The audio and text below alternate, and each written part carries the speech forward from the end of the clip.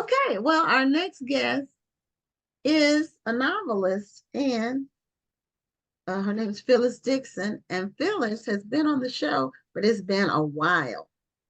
I want to say 3 years, maybe. I'm not sure exactly when she was on Wow. before, but it's been a while. Um, and she's also been to the National Black Book Festival with her book, not this year, Hmm. but in previous years. So, Phyllis, welcome back to Black Authors Matter TV. Hello there. Thanks for having me. You're welcome. And you have your Black Authors Matter t-shirt, which you Ta-da! got it a while back. Yes. And whenever I wear it, people always want to know, where did you get that? Yeah, So well, very popular. yeah, it's eye-catching. So it's different, Uh-huh. it's different with the letters like a book spine. And we Yeah. designed it that way intentionally. So how have you been doing since we saw you last? It's been a while with your first book. Well, I don't know if you were on the show with your first book. You might have been Yeah, on I the was on second book. last summer. Yeah, something like that. Yeah. But didn't you have a book before that? Well, I had two um self-published books before, Right. That's several yeah, years before that. Right. right. That's So what I then meant. last year was Intermission, and then this summer, A Taste for More came out. Right. So Intermission was your first book with the publishing house, one of the major publishing houses. Correct. And which publisher are you with? Kensington. Kensington. Okay. Okay. So you went from being an indie author, and then now you're with the publishing house from Kensington. And so how's that experience been? How's that journey been? Like how when did you first do your first self-published book? And how did you go from that to your second book and then to the publishing house?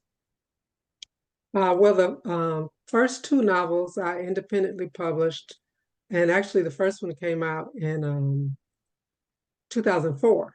It's hard to imagine, to even believe it's been 20 years, but it has. Yeah. So, and actually, it was not my intent to self-publish, but I, submitted it several places and didn't get any, bites. So I just decided to do it myself. Seemed like other people were having success doing that. And And sometimes you have so, to prove yourself. exactly, Proof of exactly. concept. Exactly. And so then it was kind of a break in between there. And I, so, but the Intermission and A Taste for More, I had been working on all along. And so I was just kind of determined with these two that I wanted to get an agent and get it published. And I was just being stubborn and just saying, well, heck, I see other people are doing it. And, I don't feel like, I'm not saying I'm better than anybody, but it seems like my stuff is just as good as, or, on par with others. So, I'm going to stick with it. So I sent, queried several agents and then found an agent. And then she was able to query, and we hooked up with Kensington. Okay. And so far it's been, I have enjoyed it. I heard a lot of horror stories about traditional publishing, but I think maybe because I had the background of owning a bookstore, because I previously owned a bookstore when I lived in Houston. So I had the background of owning So a bookstore. I was Main Street Books down there by Sears. That oh, was, okay. I didn't realize. Okay, this is new information. I never yeah, knew. yep, that was me. Okay. So I know it's all changed now. There's a trolley or Yeah. something there now, but yeah, Yeah. I that think was they me. tore down that Sears or something or changed. Uh-huh. It's not well, the Sears still exists. I don't know. No. I think they Now closed Sears is all gone. of them. Some Yeah. of the well, you can have you can be 100-year company and then you can't make that next, That's cut. right. You got to You be have to, flexible. you have to You got to be, be yeah, you flexible. have to change with the Yeah. times. And So, but I think since I had the background of owning a bookstore and then mhm. also of self-publishing also, I kind of knew more of what to expect. So I wasn't expecting the publisher to send me on a 20 city tour. I Right. wasn't expecting, a 6-figure advance and all that kind of stuff. So my experience with the traditional publishing, has been great. Kensington has been a good partner. I think that's great that you went in with your eyes open because for so many brand new authors, their goal is to get with a big publishing house because they do think that they're going to get a huge advance. They do think they're going to be sent on a tour and they can stop promoting themselves because the publisher is just going to promote. And the publisher is just what it is, a publisher. They published your book. But Right. you still have to get out there and promote your book. You still have to make sure that it's well written. They're not going to do everything for you. They invested some money into you, but you have to work to get that money back, or else all you're doing is just trying to pay your advance back if you do get one. Yeah, yeah, you have to earn that money back from the advance is an Right. advance against future sales. So if they are no, I I don't know if they make you give the advance back. I don't know. I know I've heard about people having to do that, but it was normally when it was larger amounts. But I don't know if they do that Well, no, anymore. even if it's Know if that. if you get any advance, an advance is an advance. Mhm. They're predicting your sales. And so if they give you a $2,000 advance, $3,000 advance, or what Whatever it is. $5,000, whatever it is, Mhm. when you start getting royalty statements, you're going to get a statement, but you won't actually start getting royalties until you've paid that advance back because it Right. is what it is, an advance, not so much a payment. And I Mhm. think a lot of people they get that wrong. So that's why I was telling Phyllis it's good that she went into this with her eyes open. She knew what to expect when she signed with Kensington. Right. And actually, my publicists with the company, they just think I'm just a little energizer buddy because setting up events here, setting up events there, and like I came to your event last year and all of that. And like I said, that's just what I expected to do. But they said, like you just said, so many authors, they don't really do anything. Yeah. And we run into that at the festival a lot of times when people write a book, especially indie authors, and it's their first book, and they have an unrealistic idea of how this whole thing works. And they think because they wrote a book and it might not even be 100 pages and it might not, it has some elements that are missing in terms of just overall appearance, but they Mhm. still expect that people would just buy it because they're breathing, that they're there with it. Hmm. And that's just not the way it works, Right. you know. Right. And So, then, like and, you and said, that was my experience even with the bookstore. Like I say, some individuals self-publish a book and then put an unrealistic price on it. It's like, well, this right. is what it costs me to do, or this is what I have to sell it for in order to make, X dollars. Well, it doesn't work like that. If It's what everybody the else's book is market. $17, you're not gonna sell You a can't book go at in there with a 28. $25 book. Right. You have to be with the market in terms of Yeah. your type of book, page count, and what the market will bear, what the market standard price is. Like for a trade size book now, it used to be 15. It's gone up to 17 or 18 now. Right. Hardcovers used to be 25. Now they're 30 or more. So Right.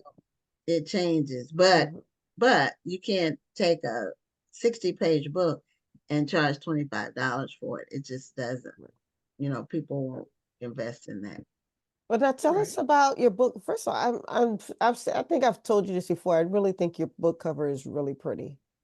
Oh, A thank taste you. for Thank more. you. Yeah, I love the colors on it. Can you tell us about the story?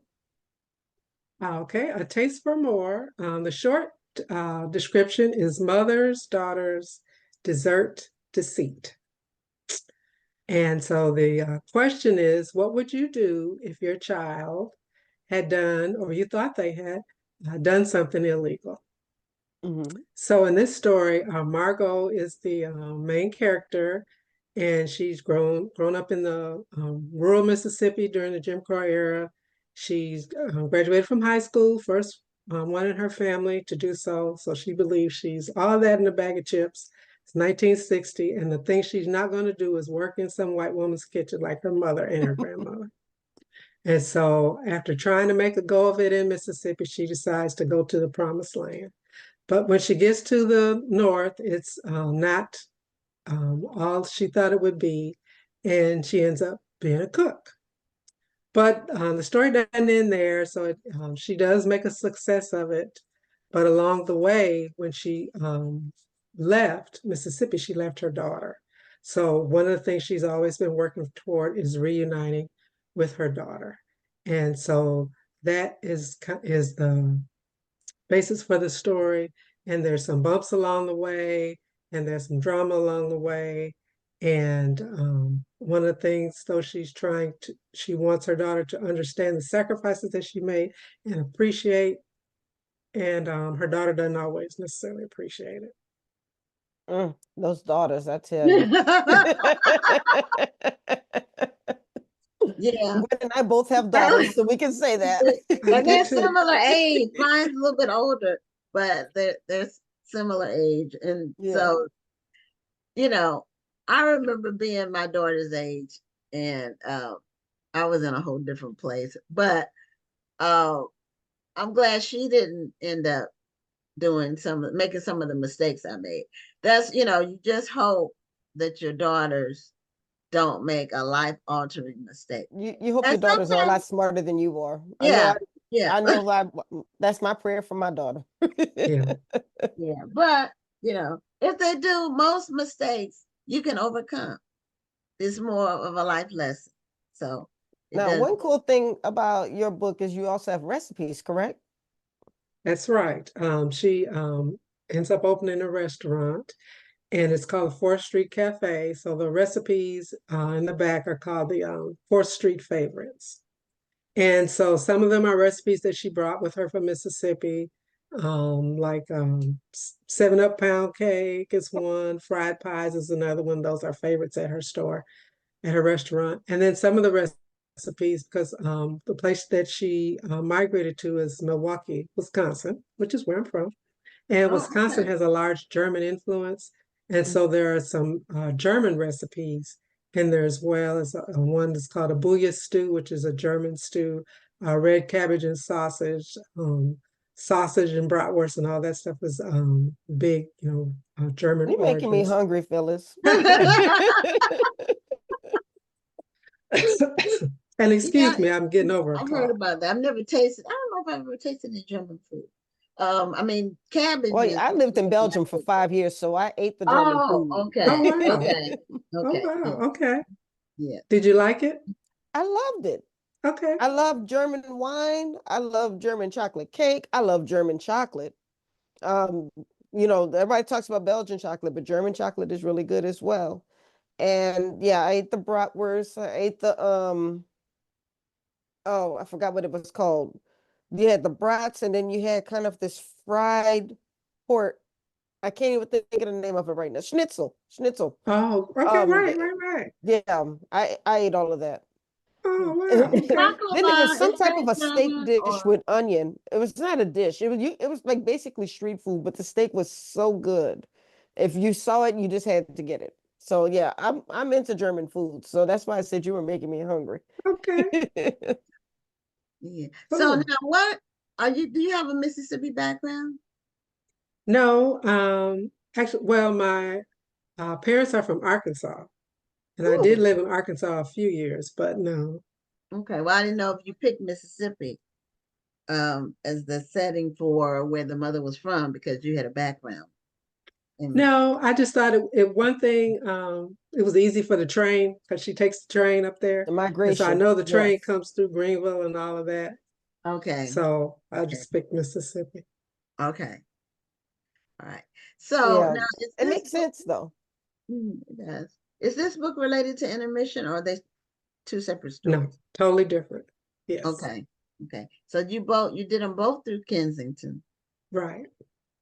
And is this the end of this particular arrangement, or did you have a third book that you're going to be doing? Yes. Well, initially it was a 2-book deal with options. So they did extend it. So I have one coming out next year.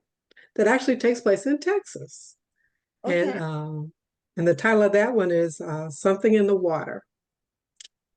Okay. And it's a lady that migrates there from California, and she has all kind of family drama issues going on as well. And the background, though, is a water crisis in her community. Okay. All right. Now, do you have a particular interest in some of the subjects that you use for your story? Like, I believe intermission, was it about football, or I know it was about a Singing sport, group, a singing group. singing group. Oh, it was a singing group. I don't know why I thought it was sports related. That was the name of the singing group? No, the Okay. singing group was the Diamonds. Okay. All right. Yeah, But the story was about a singing group. right. And that one, they had been popular in the 90s. They broke up, and it's 20 years later, and they're considering getting back together. Okay, you're gonna show us the copy of show But us they both of them. had some drama to work Okay. out first. So that was Okay. the intermission. It's another Okay. pretty cover. Mhm. Do you get an artist to do your covers? Kensington, Oh, they Kensington did 'em for you. uh, Okay. they kind of, asked what my ideas were. At least they And asked. When I was with yeah, Kensington, they didn't ask me. They were like, "This the cover you chose?" Okay. well, that was not at all what I had suggested, because I was thinking of something with the stage and all of that. But I Mhm. like that though. Yeah, I like it's almost abstract, but it just feels like art. Hmm. So I like it. Right, So at least they right. did you well. It wasn't what you chose, but they did you well. Yeah. And it's hard to put all of that on a cover. You have four characters, and pretty much that's all that'll fit on the cover without making Hmm. it too, just bump too busy. That's the word I want to use, Right, because they right. can't do the stage and the people and all that. A lot of times covers are really, a person is normally a central thing, is Hmm. one individual. It could even be a face, profile, or it could, but no, most of the covers have one person. If it's more than one, then that's all that's on there. That's not, because you can only do so much on a cover, you know. Right. Right. And then one of the things that you have to consider, which was not initially, is how it looks on a phone. So it has to, you have to look at it as the size Oh, of, a on a stamp. phone. Okay, Yeah. yeah, that's, But it yeah, still needs to yeah, pop out at you. right, So it can't, like you just said, it can't be too busy. So for right. Taste for More, I didn't really have any idea other than I said it should be a lady with an apron or something to show that she's a waitress. So Okay. they incorporated that with her daughter. Okay, now your recipes that are in there, are they your recipes, or where those recipes come Well, when people do research for books, some people get to travel and some people get to interview famous people, and I got to go to my kitchen because I am, people that know me, when they see that there's recipes in the book, they kind of give me the side eye because they know I'm not, I mean, I can keep you alive, but I'm not a, slap your mama type cook. Oh, she But said I I did. can keep from? you alive. So I had to Be at least practice honest all the about it, at least. Yeah, I mean, my kids, they hamburger helper. Hey, we ate that every week. They survived. But so like the cake that's in there, well, actually both of them, I had not made a cake from scratch since high school. But like I said, I wanted to be authentic and make sure that I knew, like I said, I had friends give me recipes, some I looked up, but I still wanted to do them myself. Hmm. So everything that's in there, I tried. And the only thing that I did that didn't work and I just gave up was the biscuits. Margot's biscuits are one of her favorites of her customers, and I tried and tried. I messed up a lot of flour, and I just finally gave up. So it's a recipe for biscuits in there, but I could never. They're not mine. I couldn't get the biscuits to work. Mm. Yeah, it takes a lot of time to do biscuits. I've never made any that I can recall. And Yeah, if I did, I've it was always only thought them to once. be hard. So I never tried. But Yeah, people I know that make them, it's like, and like my grandmother, people that just, it's real quick and easy. yeah. But My grandmother and my aunt used to make them. My mother didn't make biscuits, but my grandmother and my aunt did, and they would. It was just like second nature. They were so mhm, used to doing it. They right. just, that was one of the things I used to like to cook, eat as a snack. My Mm. grandmother's biscuits, my aunt's biscuits would be. She would have them in this cabinet because they lived out in the rural, and they had a refrigerator, but they called it a cabinator. That used to Mm. be a name brand a long Oh, time okay. ago for refrigerators. But she would keep it in a glass like cupboard. Hmm. And so um but they were good, you know. So I wanted to ask you about when you owned the bookstore. That was the last thing I wanted to discuss with you. How long did you have the bookstore? Let's see. Well, actually, I started doing book fairs and stuff like that. So we did that for like 2 years. So that probably was like 91. But then the books were just taking over the house. So then we finally got a site in 94. And I had that until 97 Okay, because I was or trying to see 98. if the time you had your store overlapped with when we had ours, and it didn't because we opened our store in 2000. Hmm. But I I used was to there when go to Nia Main was Street. there. Who? Nia Nia, Books. right, On the south. I was in the south side. right, Okay, yeah, there used to be like 6 or 7. Of course, the Shrine of the Black Madonna right. was one. In Sankofa. Wasn't there one called Sankofa? I never knew about that one. There's a Sankofa in Baltimore, I think. Yeah, I think there was one called Sankofa too. Okay. And then that one I didn't know about. But yeah, there used to be, and there is a resurgence of bookstores opening.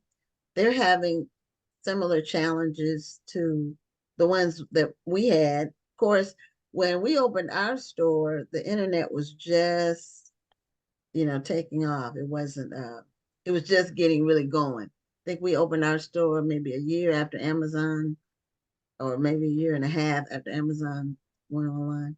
So when you had your store, there was no internet shopping. Right, I couldn't imagine doing it now. And at that time, that was like Terry McMillan had just come out, and publishers had just discovered that Black people do You read. read. So it was kind of, yeah. So it was Yeah, we have a to thank Terry renaissance. It was McMillan. a good time. But like you say, now with the internet and then with Kindle and all of that, I couldn't imagine trying to do it. Although some of the stores that I've been to or that I see that are successful, it's kind of like they've combined it with either a nonprofit or sort of like an event space Yes. and rent out for events and Yeah. make money that way too. Yeah, we did a lot of that. We would have events at our store, but Yeah, it's but just still, strictly books, I don't see how they do it. yeah, you have to combine it with something else. Hmm. Well, you really have to be a destination spot for the A-list authors. And by Yeah, A, I mean a capital A. If you're one of the spots where they all come, then you can, um, but even if you are, that's once or twice a month. That's not every day. And yeah, then if you think about it, books are like one of the only commodities where it doesn't matter if I'm in Los Angeles or Marion, as a young lady that you just had on, Marion, Ohio. mhm. Whatever this book says the price is, I can't raise the price. So even though my cost may be more, in Los Angeles as opposed to Marion or wherever you are, you can't make up that difference on your margin. So books are very difficult. Well, also now with all the discounting that what the people are used to, Mhm. they become accustomed to the book being discounted. Then a lot of people, they don't realize you can't get the volume if you're an independent store. You can't get the volume with the discount. You can't get the volume to survive. Like Right. like a Barnes and Noble. Even Barnes and Nobles is having problems. You know, Hmm. they have challenges. I think a lot of what they're doing a lot with homeschoolers. I've noticed Barnes and Nobles like Oh, okay. having That's a good educational idea. materials, because if you homeschool, you need to get some workbooks and books for your children. Hmm. So they do a lot because I was helping my stepson with homeschooling, and that's I would go and they have a very good selection of items at all age levels, all grade levels, all subjects. So they have a huge section with that. So, um, but now who's your agent? Are you able to say? I'm wondering if somebody would know. Sure. Her name is Marlene Stringer. Okay, I don't know. So it's Stringer Literary Agency. I've heard Okay. of Stringer before. Yeah, but that's not the Stringer. It was a it was a black woman last name Stringer that was doing that. No, that's probably why I'm thinking about the author Stringer. Yeah, I Yeah. can't think of her first name right now. Um, that's interesting because she came to one of our early festivals. Vicky, is her name Vicky Vicky Stringer? Stringer is who I was Yeah, thinking about. Yeah. yeah. I don't know where she is now. One thing about, when you're in the same field for a long time, some people, you see people come and go, and Yeah. some stick around. There's always new people coming online with things. So it is changing in that way. And also the industry itself changes. Like audiobooks are big now. And I saw that your latest book is on audio, I think. I saw that. Did I see that? Yes, A Taste for More. That's my first book that is on audio. Yeah. So How was that experience for you? What did you listen? Did you like really listen to it yet? I didn't listen to all of it. I listened to it, and I don't know, I probably shouldn't say it seemed kind of slow to me, but I did understand you can speed it up. Because I had never Yeah. done any audio. Yeah, I I speed don't my read audiobooks. audiobooks up just a little bit. I don't want them to sound like chipmunks, Mhm. but you can speed it up to just a little bit to where it still sounds normal, but they're reading a little bit faster.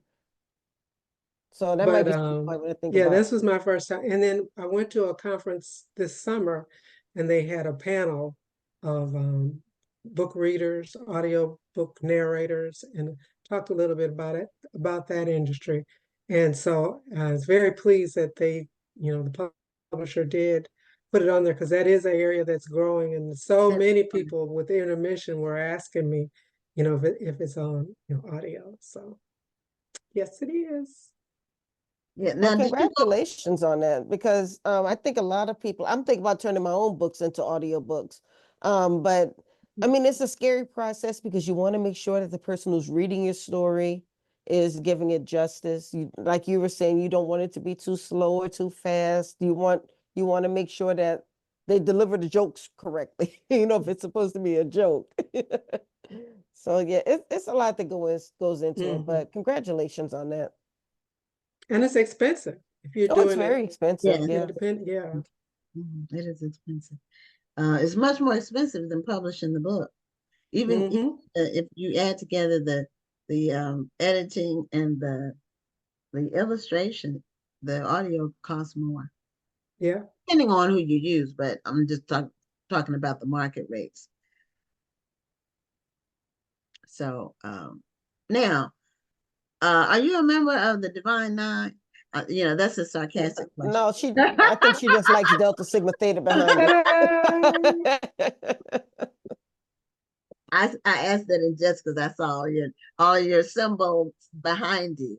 So have I you am. yeah, have you been able to, I know a couple of my really close friends are deltas, and I have friends in all the divine nines. So have you been able to utilize your relationship in your sorority with your book sales? Have you tapped Yes. into that community? The sorority has been very supportive. We have a institution called Delta Authors on Tour. And well, first of That's been all, in around a fact, we long have a time. directory.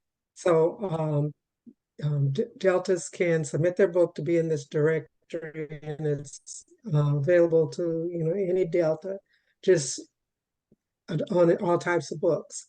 But then also the Delta Authors on Tour. There's an event in each region, and it rotates from different cities. And I've participated in that several times. I think I did one in Jacksonville and Little Rock. Last year I was in Pittsburgh, which was my first time in Pittsburgh, and that was really nice. So the sorority is very helpful. And then also most chapters have an arts and letters committee, and they do different things, sponsor plays and things with young people, but sometimes they have book clubs too. So so the sorority's been very supportive. And not just my sorority. I've done some things with Links. So it's we kind of support each other. That's awesome. Although they're not Divine Nine, but Right. Mhm. But they're a great organization, and They are been they're around a very long time. influential. Mhm. Yeah, they're not. I don't think they're as old as the sororities are, but they've been around a long time. Yeah. And they do a lot for the cultural and arts as well. Right. Well, Phyllis, congratulations on your book, and you have another one coming out next year. So when will it be out? Do you have a release month yet? Do you have a date I'm not sure on the date, just sometime in the summer. in the summer? Okay. Okay. Well, it's so exciting to have seen you go from the indie author to pursuing something you really wanted, and that's to be signed with a larger company that can provide some of those benefits. And it's always good to see people realize their dreams and goals. Yes. Well, thank you so much. Thank you so much. And thank you all. Last year I was one of your finalists for your award. So thank you for this platform. I appreciate it. Okay, well, you're welcome. Well, thank you for continuing to support. We appreciate you. Yeah, have a great evening, and we'll see you again sometime in the future, I'm sure. Yes, ma'am. For sure. Okay, have a great night. You too. Bye-bye. Bye bye.